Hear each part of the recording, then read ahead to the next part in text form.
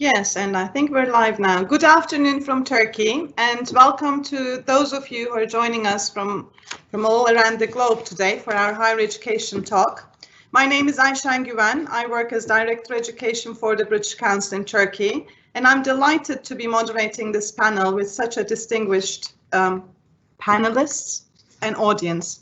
I've been informed that today we have over 360 registrations for our webinar from over 30 countries, which I think is an indication of the importance of the theme that we will be discussing today. Before I start, I'd like to give a bit information about our series. This higher education talk series was formed in response to the common challenges universities have been facing globally in times of the pandemic. And we're delighted to be able to create this platform for higher education experts and leaders to connect them with the UK, with Turkey, and universities across the world. And it has never been more important to connect and share institutional and national perspectives than ever, given the challenges the higher education sector has been going through. Our theme today is English. And more specifically, we will be looking at how English language programs have prepared or are still preparing for the fall semester ahead, and a theme that has been a major area of focus in the sector, we believe. We know that English language programs had to make major revisions to the delivery of English in their institutions, and today we will be looking at how they have responded to the challenges and the crisis, how they've tackled issues regarding quality assurance, how they supported their teachers to move their delivery online, and more importantly, how students have all this.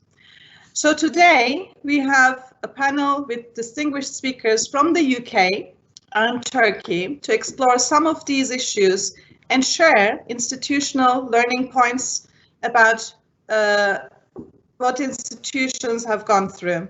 So I'd like to introduce, before I move on, I'd like to introduce my speakers today. We've got Sofia Mavridi, and I'll be inviting every speaker to say a couple of lines about themselves. Sofia, over to you. Thank you. Thank you, Ayşen. So thank you for the invitation. Yes, my name is Sofia Mavridi. I am a digital learning specialist and a researcher and lecturer. I work at De Montfort University in Leicester. I consult organizations and institutions with regards to digital learning and digital pedagogies. And I'm also the coordinator, the joint coordinator of the ITEFL Learning Technologies Special Interest Group. And I'm very happy to be here with you all. Thank you, Sofia. Over to Professor Bilal Kırkıcı. Bilal Hocam, if you can say a couple of words about yourself. Sure. Hello. Thanks for the invitation. Bilal Kırkıcı. I'm Director of the School of Foreign Languages at METU, Middle East Technical University, and a faculty member of the Department of Foreign Languages at the same university. So for those who don't know METU, it's an EMI university. And as the SFL, we serve around 10,000 students, pre-sessional and in-sessional. Yeah, thank you. Thank you. And over to you, Conrad Haynes. Hi there, my name is Conrad Haynes. Thanks, Ayşen, also for the invitation. I am the director of the Centre for Academic Language and Literacies here at Goldsmiths University, part of the University of London. I am also the chair of the BARLEAP accreditation scheme. So I'm very interested in quality assurance and on the challenges, obviously, that we have all faced in this current time. Thank you, Ayşen. Thank you, Conrad. And over to you, Bahar Hocam, Assistant Professor Bahar Gün, over to you.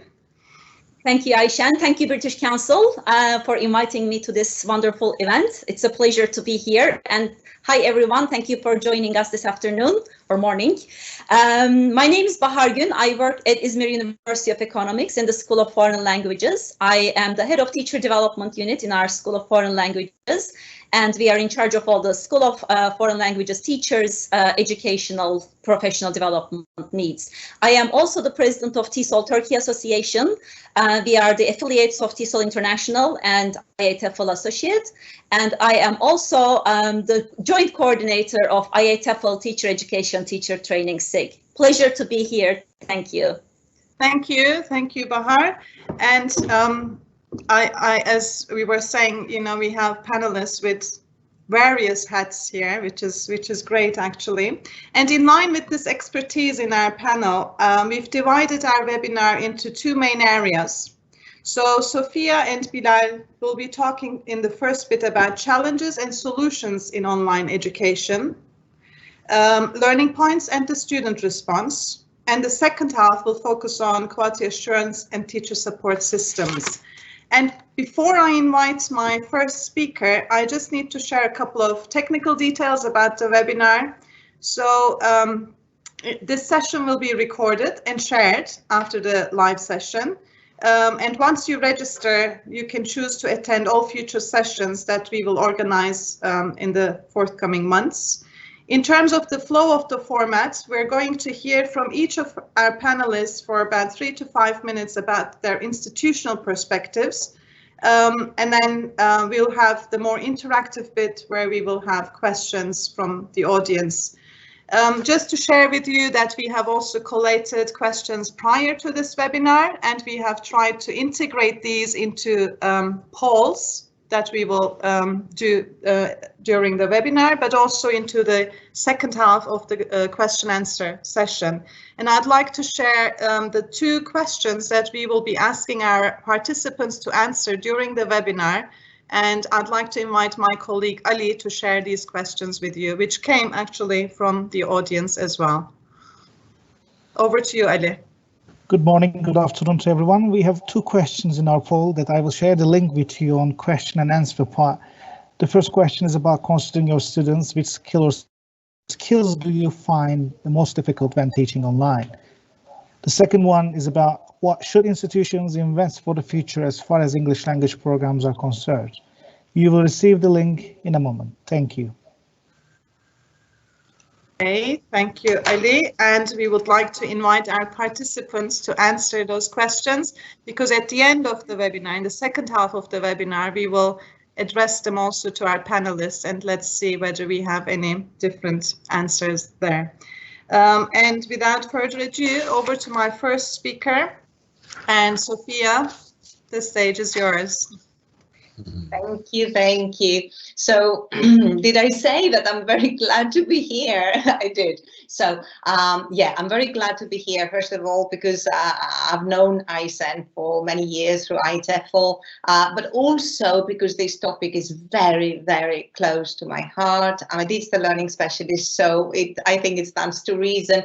I was involved in the core management team at the university where I work, and we took the whole pre-sessional course online. So I'll be speaking both as a specialist in terms of UK higher education in general, but also as an insider.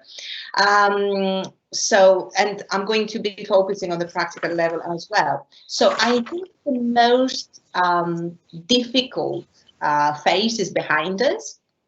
We all know that higher education institutions closed during the first lockdown. So in the UK, this happened in March. So within a week, we had to move online. And so institutions applied what we e-learning specialists call emergency remote teaching, which is different from online learning and online education. And given the circumstances, the very, very difficult circumstances, emergency remote teaching proved to be a very, very good approach, a very successful approach. So academic and institutions and managers did exceptionally well, working flat out to move the courses online. They had to dive in uncharted waters. Most of them had never taught online before. So they had to step out of the comfort zones, and there was no time for extensive training, and all this didn't stop them. So they managed to switch to remote teaching almost overnight. Of course, here I need to say that institutions that were quick to bring in expertise, I mean, to employ digital learning specialists, educational technologies, instructional designers, were ahead of the game. So those who relied on IT support only and do-it-yourself approaches had to face and are still facing significant issues. So simply because online is a different modality and we need both the technology but also the digital pedagogy in place, we can't just use face-to-face pedagogies and just move them onto Zoom.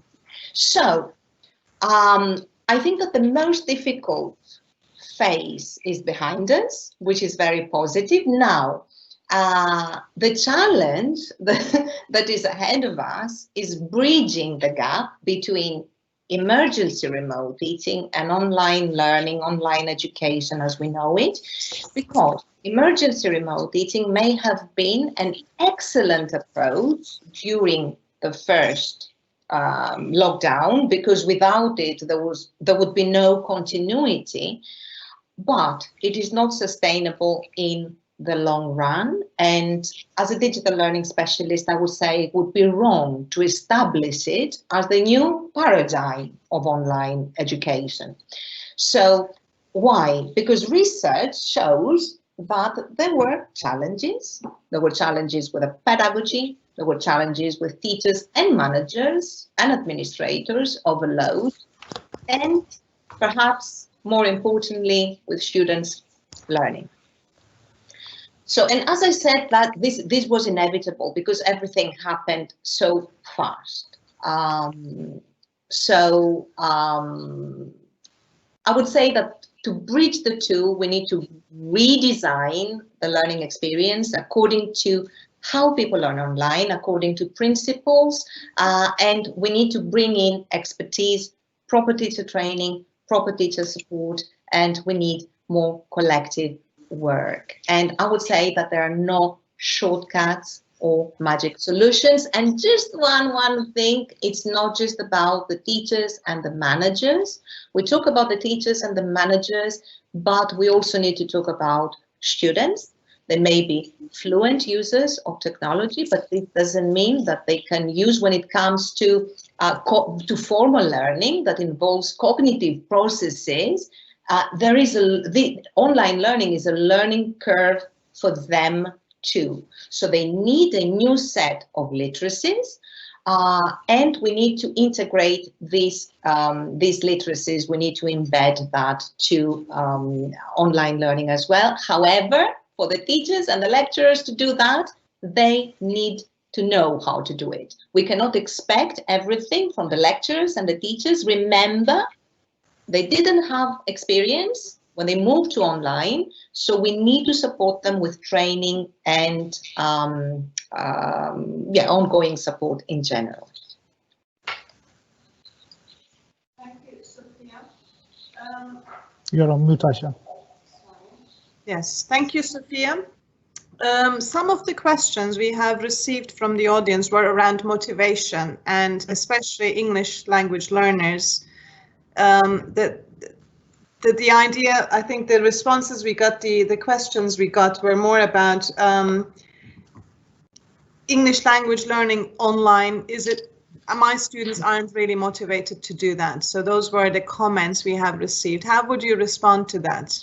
Is this something you've observed in your institution as well, or in your classes?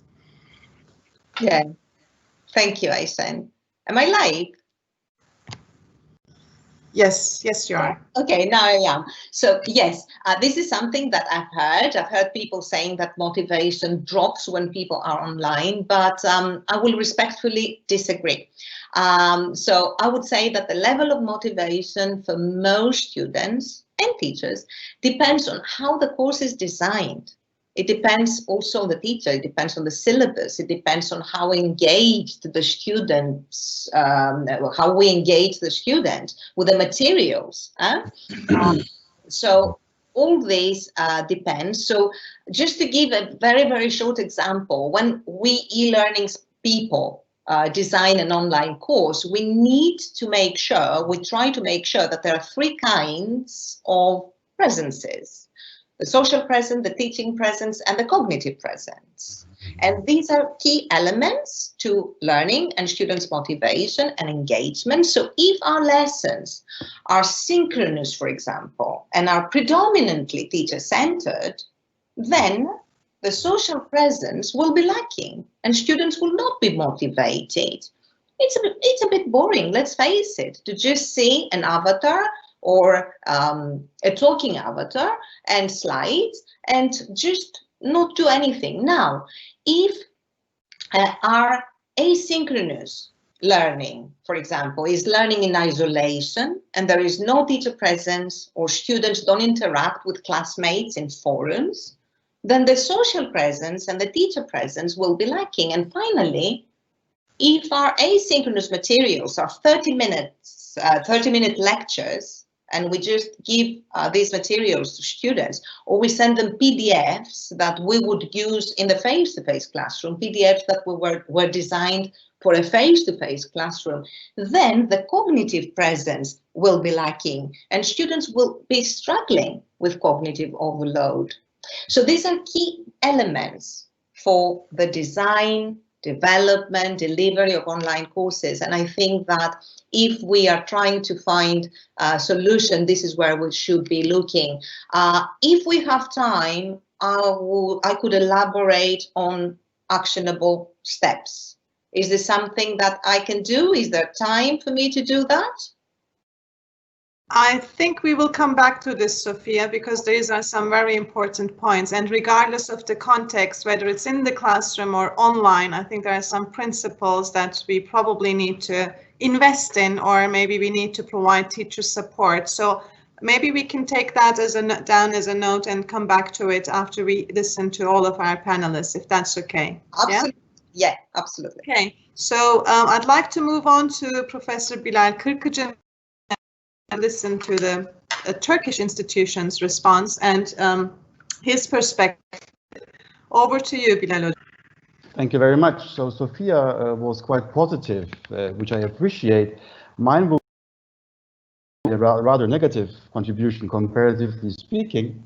So as you said, I'll provide you with our perspective, a state university perspective from Turkey. When the pandemic hit Turkey and all classes were moved online in late March 2020, the three main stakeholders of our school, that's students, teachers, and administrators, were affected in various and predominantly, I would say, negative ways. As the Tdu School of Foreign Languages, we decided to run the remainder of the 2020 spring term asynchronously, as many of our students did not have access to the necessary technical equipment or to high-speed internet, or simply because their home environments were not really suitable. So to be as inclusive as possible, we quickly created our own YouTube channel and used our local learning management system to upload a respectable number, I'd say, of handouts, videos, and other material. Well, needless to say, many of our students were extremely unhappy about this and got increasingly demotivated because in only a few weeks, they were abruptly disconnected from their normal routines as university students, from their teachers, classmates, and the intensive teaching or learning context they were benefiting from. In addition, learning English through videos and handouts did not feel like the real thing, I would say, and really was not suitable for everybody's learning preferences. And in the case of disabled students, posed extreme difficulties. Well, the impact of this period on our teachers was equally negative, I would say. I'm talking about the first period. On the one hand, our teachers had to struggle to meet the demands of this new mode of teaching. This was particularly difficult for many of the not so young teachers who are, on average, I would say, less skilled and less familiar than their younger colleagues with technology, software, LMSs, and all these buzzwords we were bombarded with. Coupled with personal health concerns and the overall gloomy atmosphere that prevailed and actually still continues to do so, quite a few of our teachers, roughly 5%, even decided to retire. And we, as administrators, faced the challenging task of having to make numerous critical decisions, some of which were really beyond our expertise as language experts, teachers, and administrators.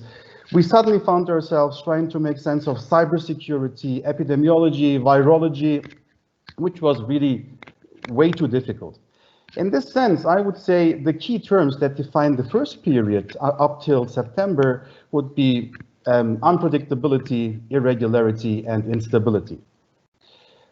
As the emergency itself is far from being over yet, I would say we're still very actively within an emergency remote teaching period. Maybe a new version of it, say version 2.0. Importantly though, we have now had time to plan, reflect on what went well so far and where we need to improve ourselves. We had time to get feedback from our students and teachers and make necessary changes where possible. So based on what we've learned in the second period that started roughly 2 weeks ago, we have now moved to a predominantly synchronous teaching mode that we complement with various asynchronous elements. Importantly, we try to support our students and teachers through a number of support systems, 3 of which I would like to mention here. One of them is our PDU, our Professional Development Unit. Our PDUs have actually reacted very quickly and are offering various sessions on a range of topics like providing feedback for written work online, introducing the details of various video conferencing platforms, tools, the intricacies of learning management systems, etc. And the first reactions from our teachers are really, positive. Our Self-Access Center, which has been operational for a long time at METU, has responded to student needs by transforming its whole system into an online, easily accessible structure. As part of this structure, many of our staff members offer voluntary live, online, regular, and remedial tutoring sessions, help desk sessions, and workshops. And these are particularly aimed at lower proficiency level students. We're also in the process of establishing a new center, which will be called something along the lines of an academic support center, mainly funded through a grant from the US Embassy, for which I'm grateful. Through this center, we aim to build the structure to support faculty and students, but especially underserved students. And a number of points from time and stress management to establishing effective study plans, efficient learning strategies, and the like. As part of this project, we're also planning to run writing and speaking support workshops for students and to help our faculty better understand student needs and the great variety of learning styles and strategies that may have to deal with, particularly under the current circumstances. So as a team, we believe that the only way to overcome this extreme period is to engage in more teamwork, collaboration, and interaction. All parties need to listen to each other, and this whole process needs to be stimulated and closely monitored by the administrations of schools and departments. Yeah, that's all I have to say in the first bit. Thanks, thank you. That was very interesting, Bilal Hocam. And I was actually going to ask you about what's the best way to cope, but you've actually answered that question already. You mentioned more and more teamwork and across, I guess, all different departments in a program, and you have given examples of that. Coming back to the decision from moving from asynchronous to synchronous, do you think that's the solution now? Are you happy with the current plan? That depends on how you define happy. I would not say I am terribly happy, because in stark contrast to Sophia, I'm not a fan of online teaching and learning. I believe we need to see each other. We need to be in the same room, share the same atmosphere. However, I think we're still in a learning process, and since we're still within this process, I think there's still a lot we need to get out of this and maybe invest in to even better this. Yeah. Thank you. Thank you. Thank you very much. And I'd like to move on to my third panelist now. Conrad, over to you. And we're moving to our second theme, where we will be looking at quality assurance and some of the assessment questions we have received. Over to you, Conrad. You're on mute, Conrad. Apologies. Hi. Yes, in terms of quality assurance, For us, we thought that we obviously need to keep the big picture in mind at all times. We needed to remind ourselves of exactly what it is that we were trying to achieve. And in terms of the courses we run, it is in terms of the learning outcomes, and the success is measured in just how well we do this. So these course objectives and learning outcomes have not changed, and our targets still remain what they were before the pandemic. So that also implies that the basics of quality assurance have not changed really. That said, of course, it's very easy to get sidetracked and even lost in the myriad of issues that have already been discussed, and as a result of the current situation. So some examples of these issues, I mean, some people have already mentioned the issues, but I can think, if I think back on our summer and particularly our pre-sessional courses, which really in the UK were the first to go completely online, there were numerous issues. Trying to recruit teachers who are already fairly comfortable with online teaching was not an easy task.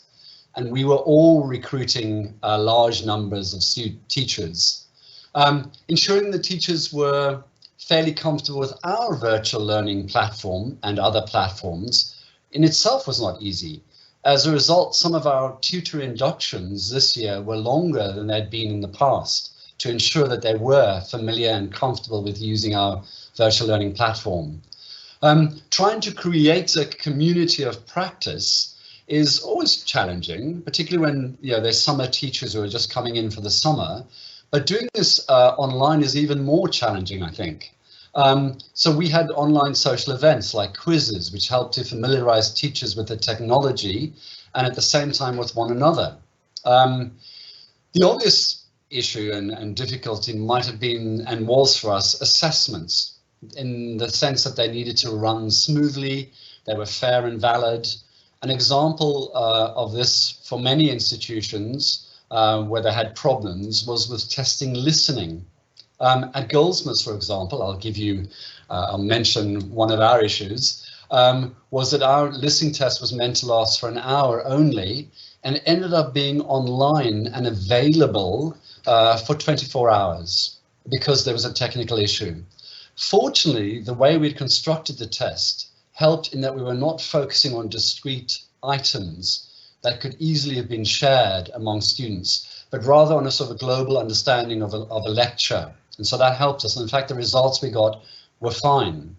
Other issues, working with students in different time zones, which somewhat limited the number of synchronous hours we could have. Perhaps not a bad thing, because as we've all experienced, it can be exhausting teaching online. And then currently what we're facing is the difficulty of teaching hybrid classes of students, because some of our students are on campus and others are still in country, only arriving late. So we're doing this kind of hybrid teaching of online and in-class teaching, not easy. But going back to quality assurance, look, the external frameworks still exist. Observations were still necessary, but perhaps done slightly different. Here at Goldsmiths, we had teachers record their lessons. They then wrote self-reflections of their lessons, and it was about the self-reflections that we discussed afterwards, without even having observed the classes. At another university, I know, for example, that they focused on the quality of feedback given to students for their assignments. So the focus on both of these was less judgmental and more on teacher development, which I think was good, and we've mentioned that already. The external examiner practice that we have here in the UK continued, and external examiners were called upon quite often to give advice even before the courses started. I know I did that for a university here in London. We also started an informal group of directors of language centres who constantly emailed questions and responses to one another, and proved to be really useful. And of course, as BALIP members, we were also fortunate in being able to post questions on the shared JISC mail, and we were able to read many varied responses, which was also very useful. And needless to say, as with all our institutions, we had the usual group of internal stakeholders that could discuss and plan for successful courses. So perhaps ending on a positive note and emphasizing opportunity, it has become less, I think, about what we can't do and more about what we can do, although the means to that may change. We may have felt like novice teachers in the beginning, and indeed some of us still do, but we are learning very quickly. And we're becoming more skilled with technology and the many interesting online tools that are available. So we are embracing a kind of a new way of teaching and ultimately new ways of assuring quality. So I'm perhaps being a little bit more optimistic in the long run. Thank you, Aishan. Thank you, Conrad. Very interesting. And I really enjoyed the different examples you have given. I'm sure maybe our panelists we can come back to some of them, especially like how you adapted observations, because the idea that you can't do observation rather than focusing on, again, what you cannot do, it's more about what can we do in this context and can still support the idea of reflection and teacher development and taking a less judgmental and more developmental angle. Really very important. One question I have is about the percentage of synchronous and asynchronous when we talk about English language teaching. And we know that different institutions have taken different paths, made different decisions. Is there an ideal percentage when you want to define the balance between these two? Because this has been an issue I think a lot of English language teachers have been questioning as well. Yeah. Yes, I think that is an interesting question, and one that many of us here in the UK have also wrestled with, particularly as we were preparing for our summer pre-sessional courses. In fact, there were endless emails going around in search of the sort of ideal balance. And centres were very different, as you say, in their approach. Some did 6 to 7 hours a week synchronous, some did 10 to 12 hours a week of synchronous, plus forum discussions, tutorials, both group tutorials and individual tutorials. And I think we were all very aware of trying to get this perfect balance, bearing in mind that teachers were familiarising themselves with a new way of teaching, and our students were continuing to live their lives in country, and we did not want to exhaust either. We were also aware that students need to feel that they were getting their money's worth, which is kind of an interesting thing. Interesting note here is that most universities, with 1 or 2 exceptions here in the UK, charge exactly the same for the online version, as it were, as for face-to-face, sending out a clear message that the quality of the online course was the same as that of the face-to-face courses that we've run in the past. Mm-hmm. Once again, I think it's about what we're trying to achieve in terms of learning outcomes and how we set about engaging our students. I know Sophia mentioned engaging students, where in the past contact hours were very much part of the consumer kind of attitude.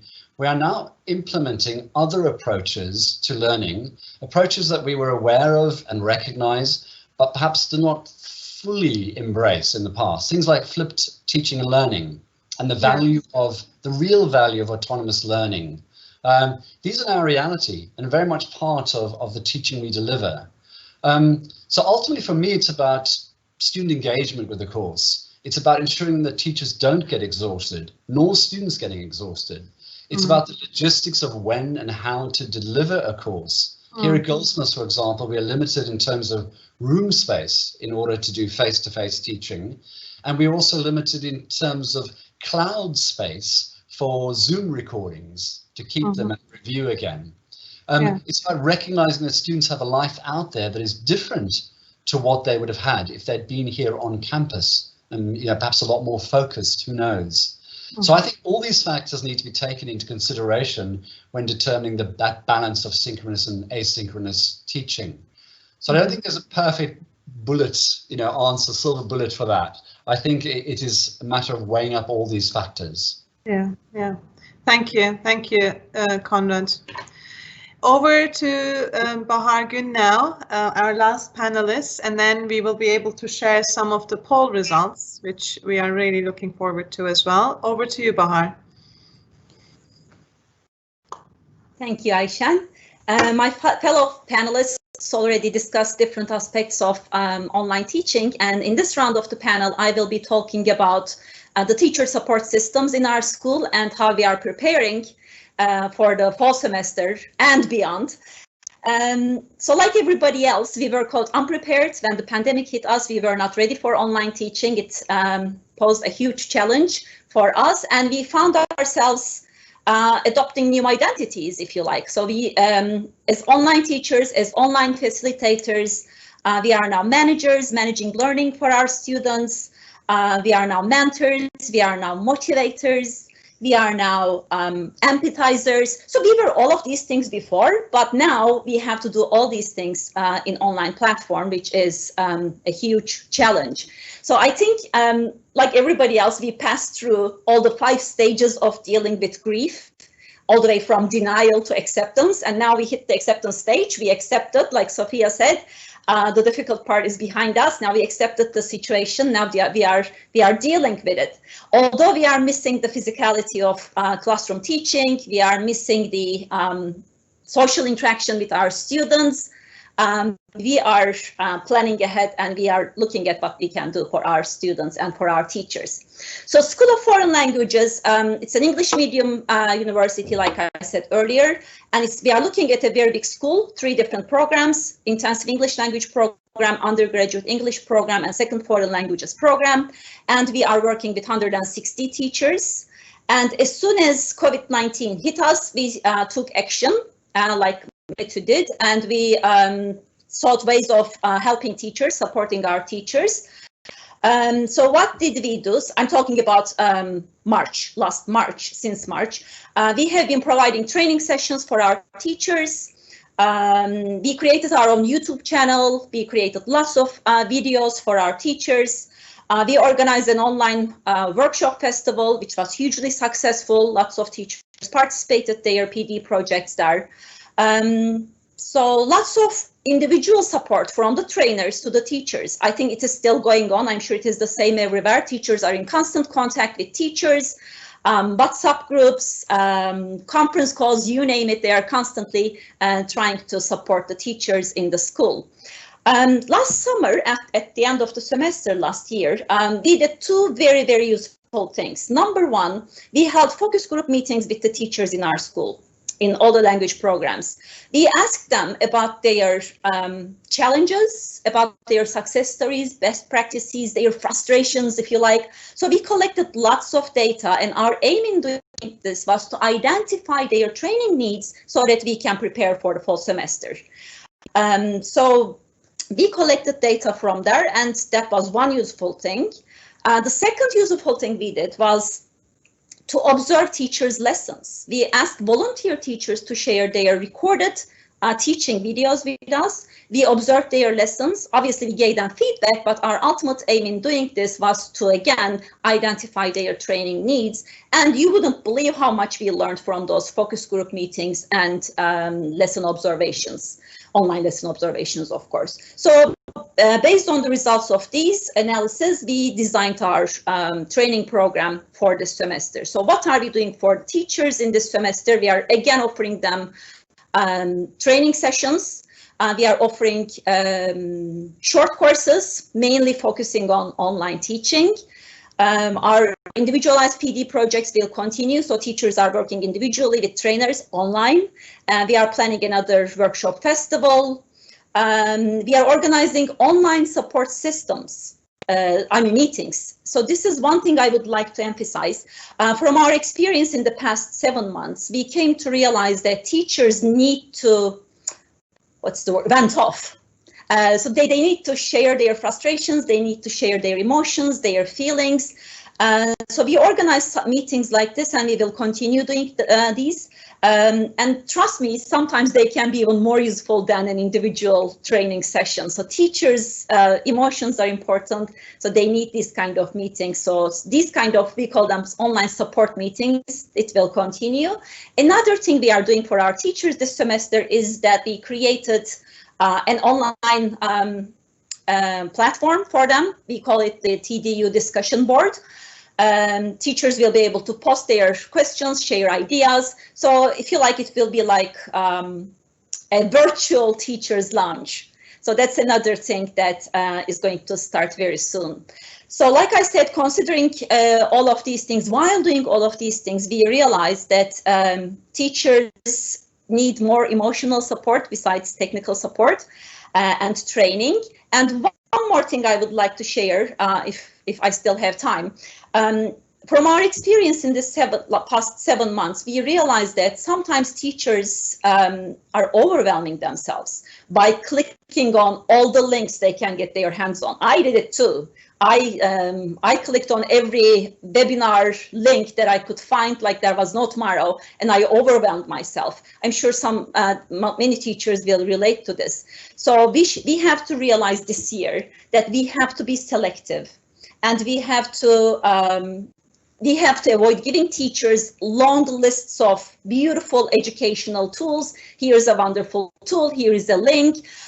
Teachers are overwhelmed. That's not what they need. I think they need to pick one tool, learn it, adjust it to their own classroom setting and their learners, learn it, practice it, and then move on to another tool, if you see what I mean. So this is what they need.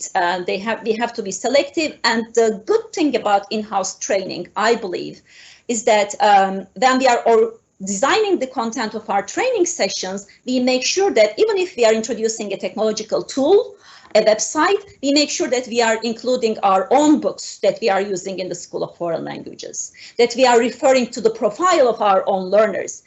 That's why the teachers can relate more easily, and these kind of training sessions prove to be more useful.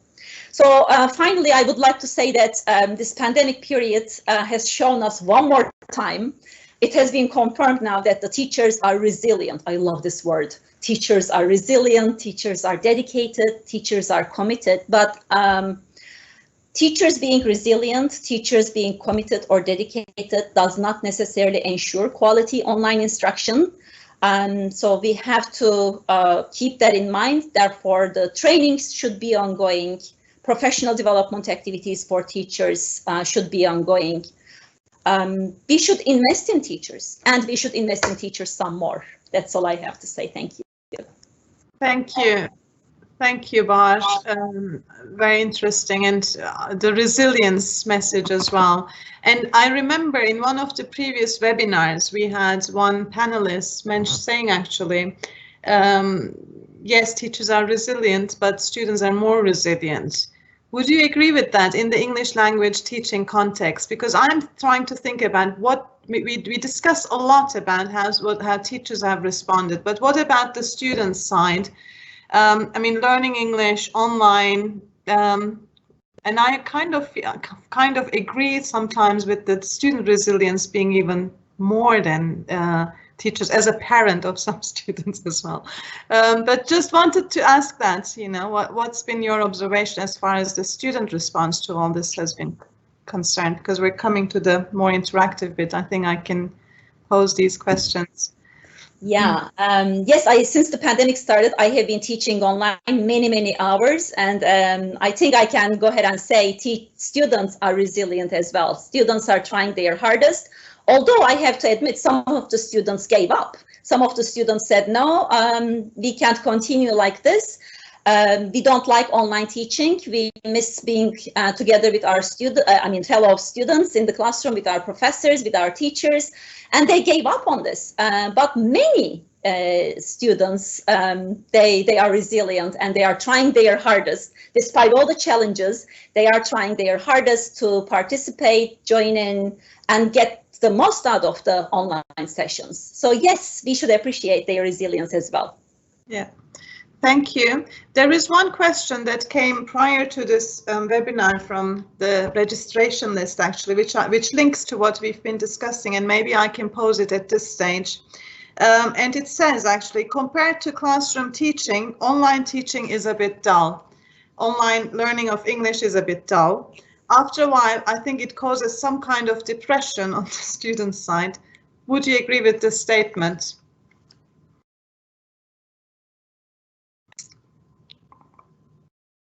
Yes, Sophia. You're on mute.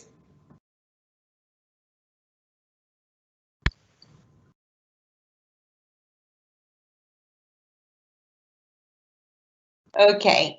Thank you. For some reason, I couldn't unmute myself. I don't know, it got stuck. So I would say that, of course, there are personal preferences here, and we cannot be prescriptive that everybody is going to like online learning. But I'm going to go back to how the course is designed and delivered. So I think it largely depends on that. If the course does not meet students' needs, or if it was put together in a very unprincipled way, I dare say, then chances are that students won't be engaged and they won't be learning at the end of the day, and they won't like online learning. So I think, sorry, the question that we should be asking is, do students not like online learning, or do they not like this particular course and I need to improve it? As I said that in the beginning, no offense to anyone, because they managed the impossible, really, and I have a great respect for our community, for what we can do as educators when we step out of our comfort zones, if you know what I mean. So I don't want to sound critical, but I think that instead of generalizing and saying that students don't like online learning, it would be better to reflect on the course that we offered and try to improve on this. Yeah. Thank you, Sophia. Yes, Conrad? I was just going to say, yeah, I agree with what was said there as well. But also, it's about engaging. I mentioned that earlier, engaging students. And I've sat in on a number of online lessons, and it's so interesting to see some people who feel quite comfortable, and that is going back to one tool, namely Zoom in this case, or one method of teaching.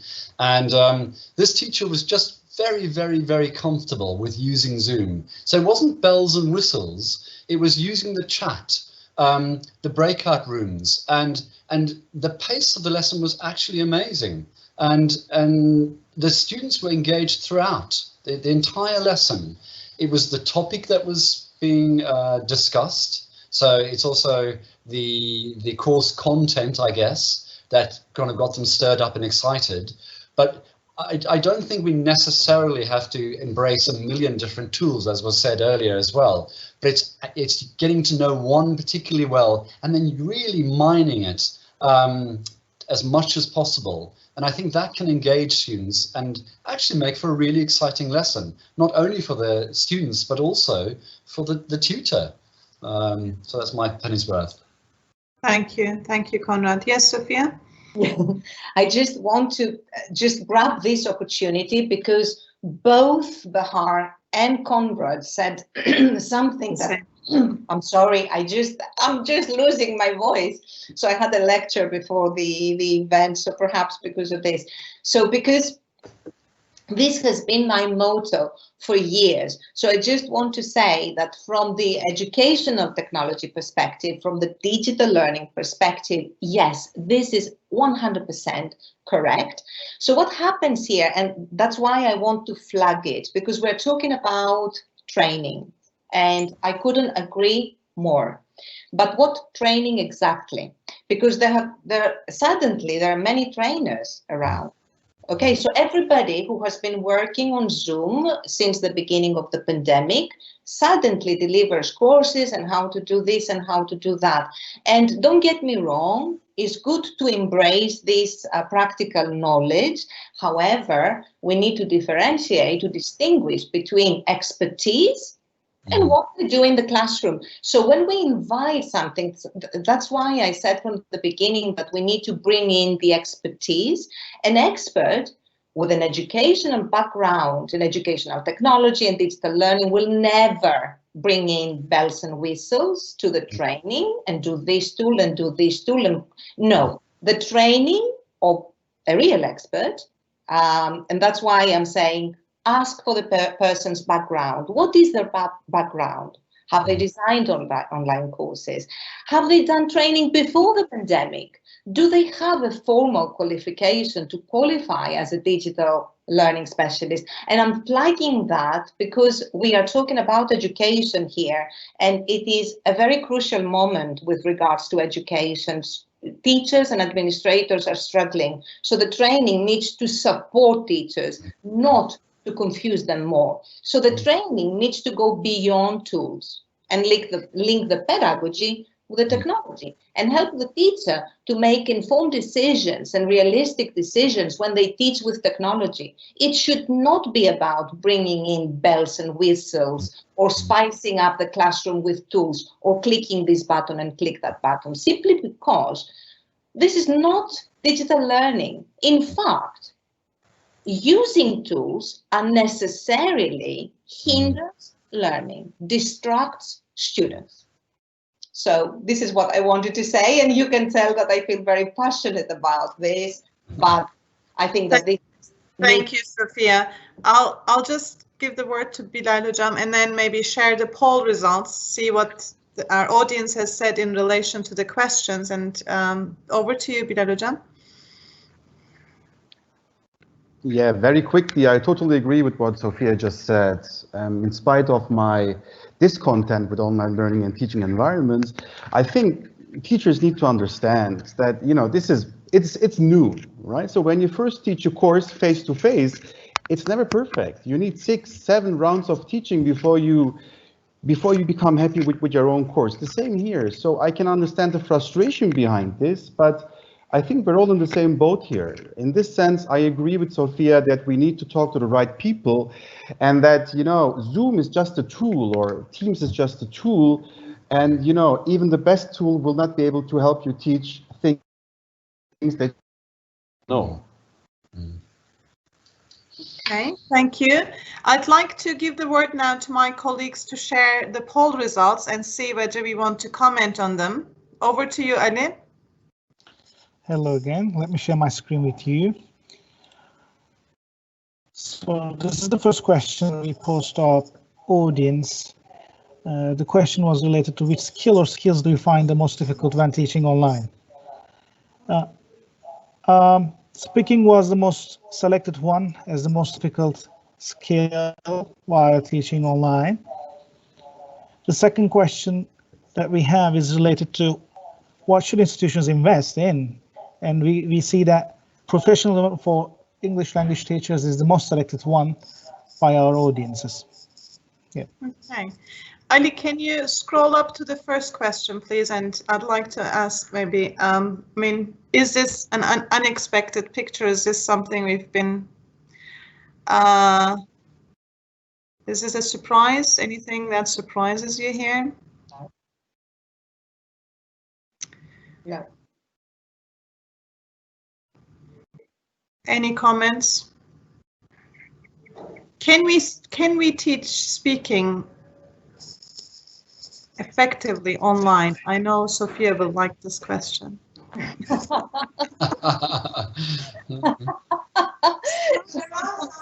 There are some, I can see in the chat box as well, some concerns. Yeah, maybe this visual representation is showing the concern teachers have.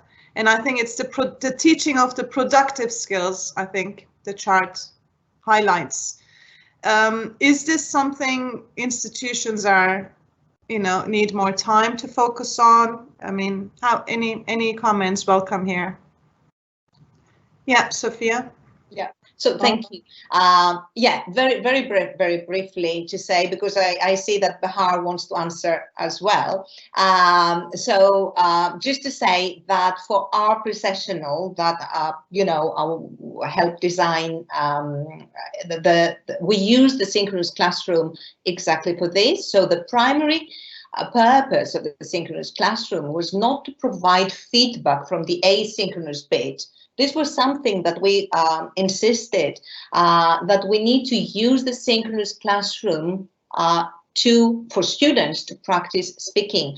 So what I would recommend is to do the skills that can be done asynchronously in the asynchronous mode, and to use this mode for the synchronous. So I would recommend also breakout rooms, if designed well, not easy to design breakout room activities well. It is more than just go to this breakout room and discuss these questions.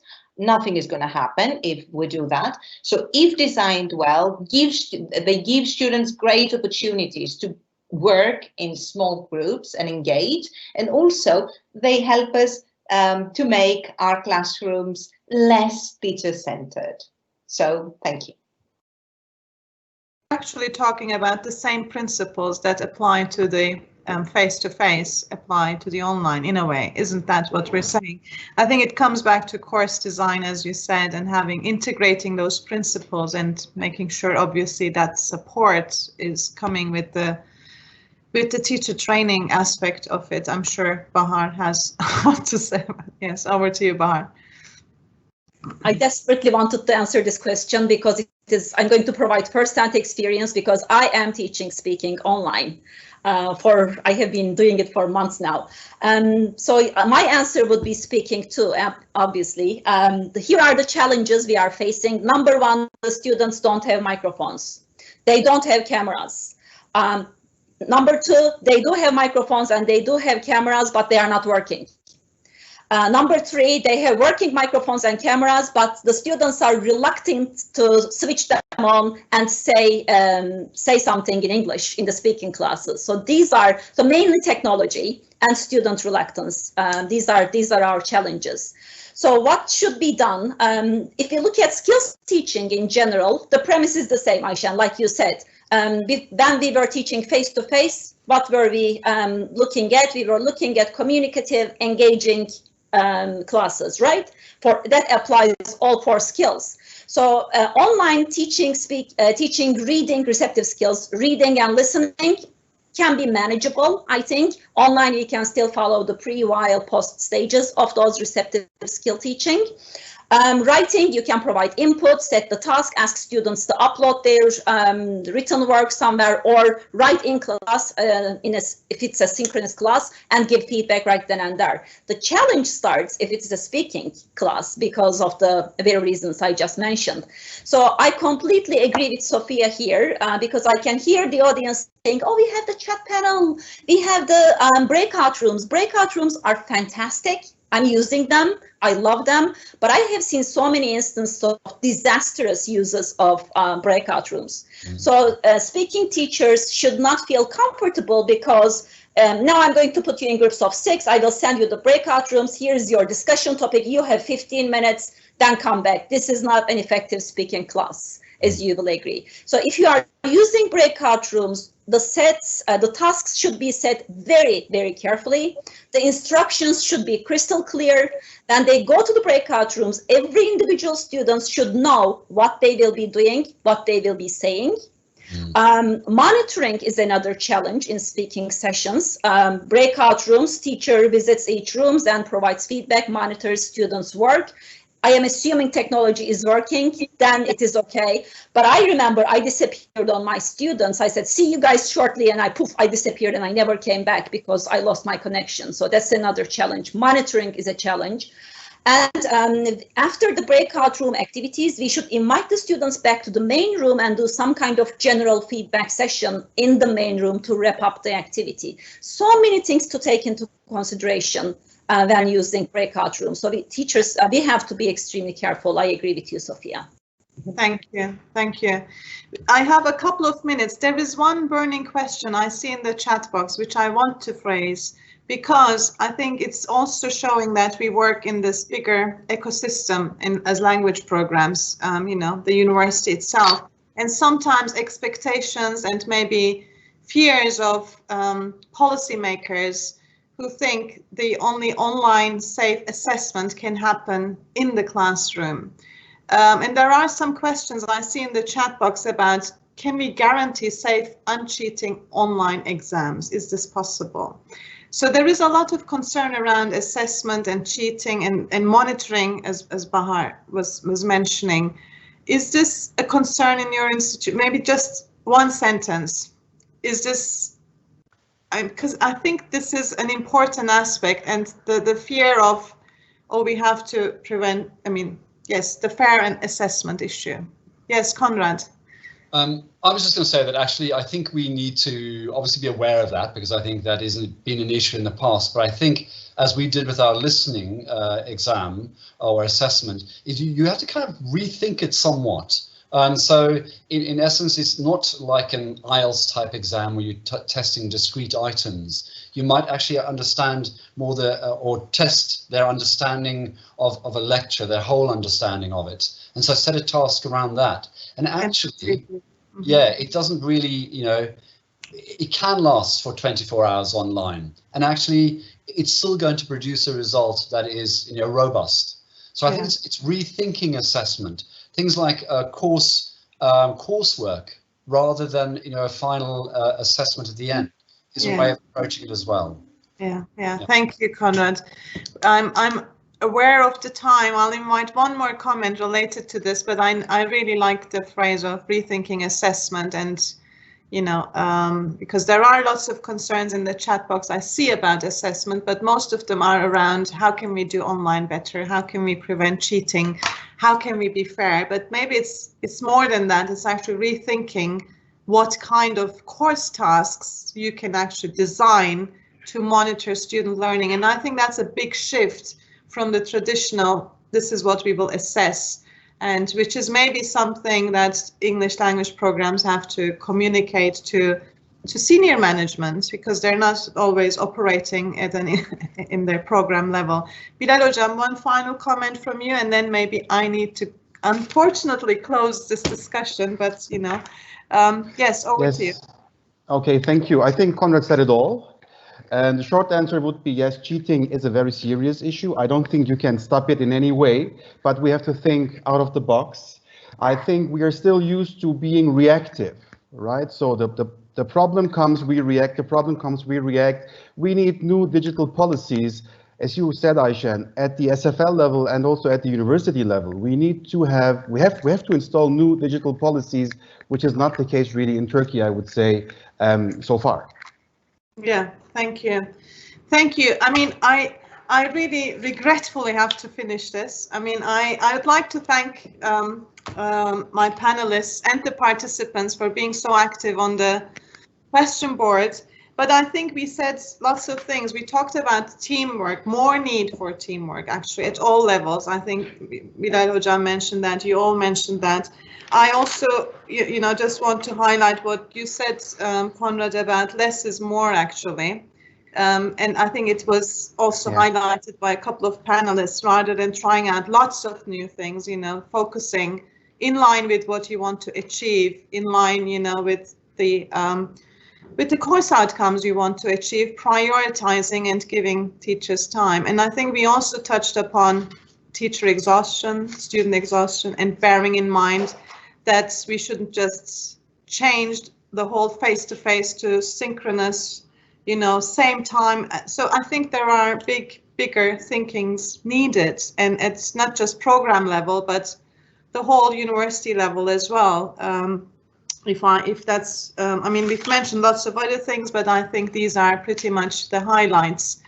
And again, thank you very much for your participation, and I hope you all enjoyed the webinar. There will be a recording available that we will be sending to you with a survey about asking for your feedback, and we will try to make notes of the questions we have received. I mean, I can see lots about assessment, you know, the big hot topic around assessment. There is one announcement I'd like to make. There is also another British Council webinar tomorrow, not on English, but it's actually about employability and what can universities do to help graduates find employment this year. So if you're interested, tomorrow 4 o'clock Turkey time and 1 o'clock UK time. Hope to see you again in our next webinar, and thank you again for joining us today. Thank you.